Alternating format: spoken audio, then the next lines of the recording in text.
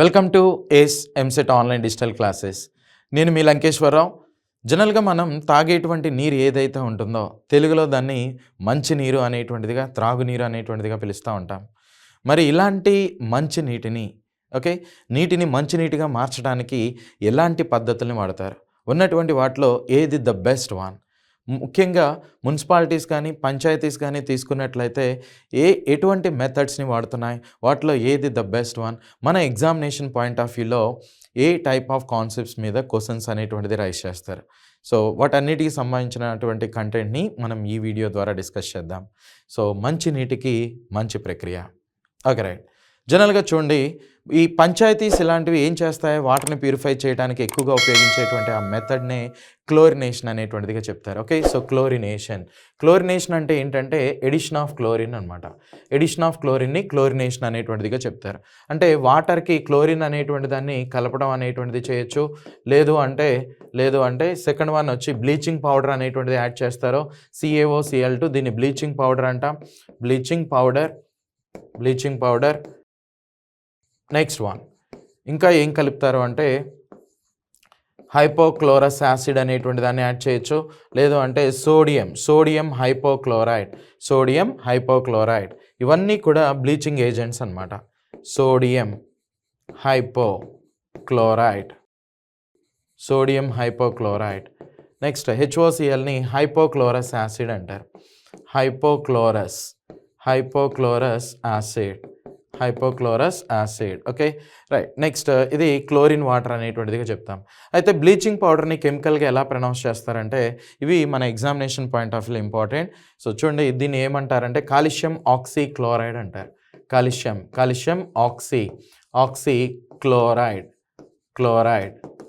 Oxychloride. లేదు అంటే calcium hypochlorite అని కూడా ప్రొనౌన్స్ చేయొచ్చు. Calcium hypochlorite.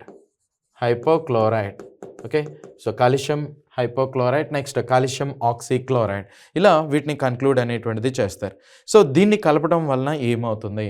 సో చూడొచ్చు, మనం వీటిని కలపడం వలన అసలు వాటర్లో ఉండేటువంటి జర్మ్స్ని ఎవరు ఇరాడికేట్ చేసేది?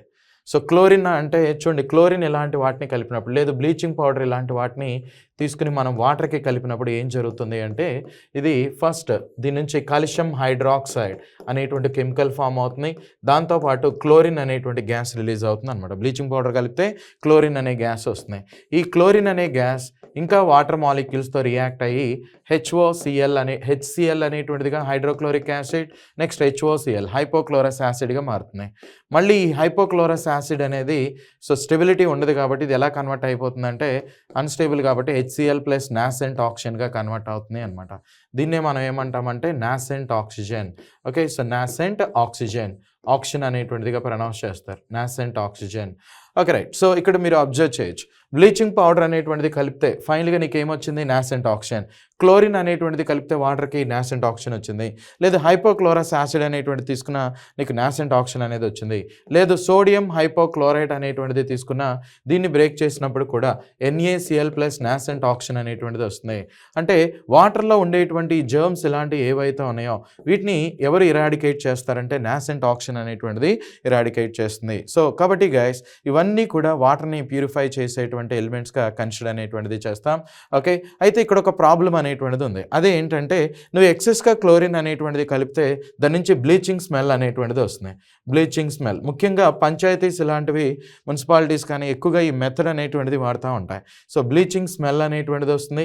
Next excess amount of chlorine కనుక ఉంటే దాన్ని ఏమంటారంటే రెసిడ్యువల్ క్లోరిన్ అనేటువంటిదిగా ప్రొనౌన్స్ చేస్తారు. రెసిడ్యువల్ క్లోరిన్ అనేటువంటిదిగా తీసుకుంటారు. ఓకేనా? మరి అందుకనే దీనికంటే ఇంకా ఏమన్నా బెటర్ మెథడ్స్ అనేటువంటిది ఉన్నాయంటే చూడండి, ఓజనైజేషన్ అనేటువంటి ఒక ప్రాసెస్ ఉంటుంది. యాక్చువల్గా ఓజనైజేషన్ అంటే ఎడిషన్ ఆఫ్ ఓజోన్ని ఏమంటారంటే ఓజనైజేషన్ అంటారు. ఇక్కడ కూడా ఏం జరుగుతుంది, ఓజోన్ అనేది వాటర్ కలిపినప్పుడు ఇది O2+O అనేటువంటిదిగా డిసోసియేట్ అవుతుంది.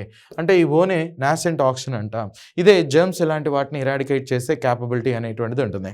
అయితే ఇక్కడ ఇంట్రెస్టింగ్ ఫ్యాక్టర్ ఏంటంటే, ఇది చూడండి, ఐరన్ కానీ, బ్యాక్టీరియా, వైరస్, మ్యాంగనీస్ ఇలాంటి, నెక్స్ట్ హైడ్రోజన్, సల్ఫైడ్స్ ఏవైతే ఉంటాయో వాటిని రిమూవ్ చేసే క్యాపబిలిటీ ఓజోన్కి ఉంటుంది. అందుకని మీరు వాటర్ బాటిల్స్ మీద అబ్జర్వ్ చేసినట్లయితే ఓజనైజ్డ్ వాటర్ అని రాసి ఉంటాయి. ఓకే, సో ఓజోన్ అనేటువంటిది కూడా మనం జనరల్గా వాటర్ని ప్యూరిఫై చేయడానికి యూజ్ చేయొచ్చు. కానీ ఇక్కడ కూడా ఒక చిన్న ప్రాబ్లం అనేటువంటిది ఉంది. క్లోరిన్ కలిపితే నీకు ఏ విధంగా అయితే బ్లీచింగ్ స్మెల్ అనేటువంటిది వస్తుందో, ఓజనైజేషన్ అనేది ప్రాపర్గా నువ్వు చేయలేకపోతే మోస్ట్లీ ఓజోన్ అనేటువంటిది కూడా ఒక బ్యాడ్ స్మెల్ని ఎగ్జిబిట్ చేస్తుంది. రోట్ అండ్ ఫిష్ స్మెల్ అనేటువంటిది వస్తుంది.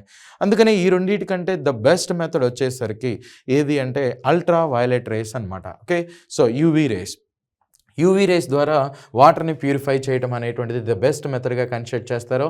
మోస్ట్లీ గైస్ యూవీ రేస్ అనేటువంటిది తీసుకున్నట్లయితే దీని రేంజ్ అనేది, ఓకే, సో దీని వేవ్ లెంత్ అనేటువంటిది ఎంత ఉంటుంది, 100 నానోమీటర్స్ నుంచి 400 నానోమీటర్స్ వరకు ఉంటుంది. 1 నానోమీటర్ అంటే 10⁻⁻9 మీటర్ని 1 నానోమీటర్ అనేటువంటిదిగా చెప్తారు. యాక్చువల్గా ఇది దీని యొక్క వేవ్ లెంత్ అనమాట. ఓకే, ఇంత రేంజ్ ఉన్నటువంటి ఈ ultra violet rays lambda value తక్కువగా ఉంది కాబట్టి ఎనర్జీ అనేది చాలా ఎక్కువగా ఉంటుంది. ఈ రేస్ని ఎప్పుడైతే వాటర్ మీదకి పంపిస్తామో ఇది డైరెక్ట్గా మైక్రో ఆర్గానిజమ్స్ డిఎన్ఏ మీద ఇంపాక్ట్ అనేటువంటిది చేస్తున్నాయి. అంటే అవన్నీ కూడా మోస్ట్లీ చచ్చిపోతాయి. ఈ ఓజనైజేషన్ క్లోరినేషన్ కంటే ఎక్కువ మొత్తంలో వాటర్లో ఉండేటువంటి ఈ మైక్రో ఆర్గానిజమ్స్ని ఎరాడికేట్ చేసే క్యాపబిలిటీ ఈ అల్ట్రా వైలెట్ రేస్కి ఉంటుంది. నెక్స్ట్ ఇంకొక అడ్వాంటేజ్ ఏంటంటే దీని నుంచి స్మెల్ అనేటువంటిది కూడా రాదు. ఎందుకంటే ఇక్కడ మనం ఎటువంటి కెమికల్స్ని కలపలేదు కాబట్టి.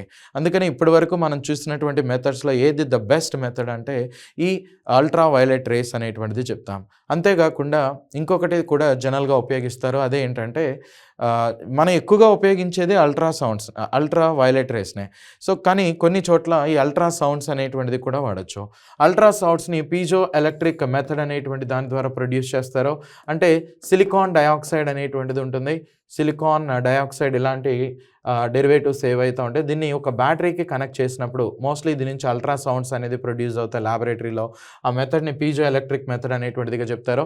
సో ఈ మెథడ్ ద్వారా మోర్ దాన్ 20,000 హెడ్జెస్ ఉన్నటువంటి అల్ట్రా సౌండ్స్ని మనం ప్రొడ్యూస్ అనేది చేయొచ్చు. ఇవి కూడా డైరెక్ట్గా మైక్రో ఆర్గానిజమ్స్ డిఎన్ఏ మీద ఇంపాక్ట్ చేసి మోస్ట్లీ వాటర్ని ప్యూరిఫై అనేటువంటిది చేయగలుగుతాయి.